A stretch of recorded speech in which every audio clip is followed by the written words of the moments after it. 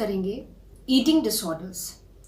Eating disorders बहुत तरह के होते हैं, बट इनका अगर हम डीपली एक बार अंडरस्टैंड करें तो इनके बहुत ज़्यादा साइड इफ़ेक्ट्स होते हैं हमारे मेंटल हेल्थ पे, हमारी फिजिकल हेल्थ पे, और ओवरऑल जो डेली एक्टिविटीज़ हैं उस पर बहुत ज़्यादा इम्पैक्ट होता है।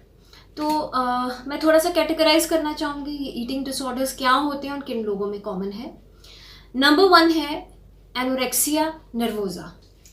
एनोरेक्सिया नर्वोज़ा एक बहुत ही कॉमन प्रॉब्लम है जो आजकल टीनेजर्स में, या जो लोग बहुत ही ऑब्सेसिव हैं, जिनमें ऑब्सेशन है बॉडी वेट को लेके और बॉडी शेप को लेके, उनमें बहुत ज़्यादा कॉमन है।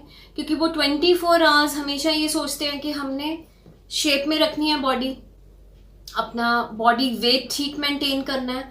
तो उस चक्कर में क्या करते हैं कि जितनी बॉडी की डेली रिक्वायरमेंट्स होती हैं, कैलोरीज होती हैं जो रिक्वायर्ड हैं ब्रेन की नॉर्मल फंक्शनिंग के लिए, बॉडी की नॉर्मल फंक्शनिंग के लिए, उतनी कैलोरीज भी नहीं लेते। तो उसको एक तरह से हम साइकोलॉजिकल डिसऑर्डर या ईटिंग डिसऑर्डर ही मानते हैं, जिसको हम एनोरेक्सिया नर्वोज़ा कहते हैं। और इसमें ज़्यादातर देखा गया है जो पेशेंट्स हैं वो नॉर्मली डेफिशिएंट हो जाते हैं न्यूट्रिशन से भी, और अनीमिया भी बहुत कॉमन है उन लोगों में। उसके साथ साथ डेली रूटीन में फटीग बहुत ज़्यादा होती है उनमें।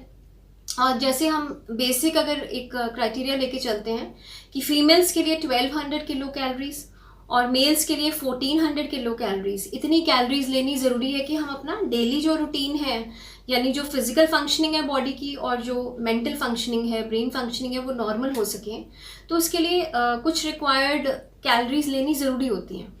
तो एनोरेक्सिया नर्वोज़ा के जो पेशेंट्स हैं उनमें ये प्रॉब्लम बहुत ज़्यादा होती है, जिससे माल न्यूट्रिशन, अनीमिया और कई तरह की बोन की डेफिशिएंसी, विटामिन डी की डेफिशिएंसी, विटामिन B12 की डेफिशिएंसी और कई तरह की डिसऑर्डर्स फिजिकल और मेंटल हेल्थ पे बहुत सारी प्रॉब्लम्स आ जाती हैं। सेकंड होता है जो बहुत ही कॉमन है, उसको हम कहते हैं बुलिमिया नर्वोज़ा। बुलिमिया नर्वोज़ा में क्या होता है कि आपने सुना होगा जैसे बिंज ईटिंग डिसऑर्डर, ये भी एक तरह का डिसऑर्डर होता है।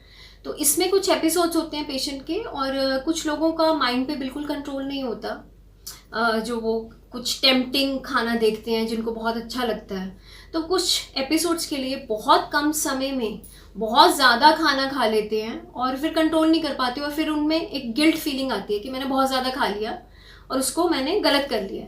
तो उसको वॉमिट आउट करने की कोशिश करते हैं, एक्सेसिव एक्सरसाइज करते हैं, टॉर्चर करते हैं बॉडी को, तो इस तरह की सारी चीज़ें करते हैं। तो वो भी एक तरह का डिसऑर्डर ही है।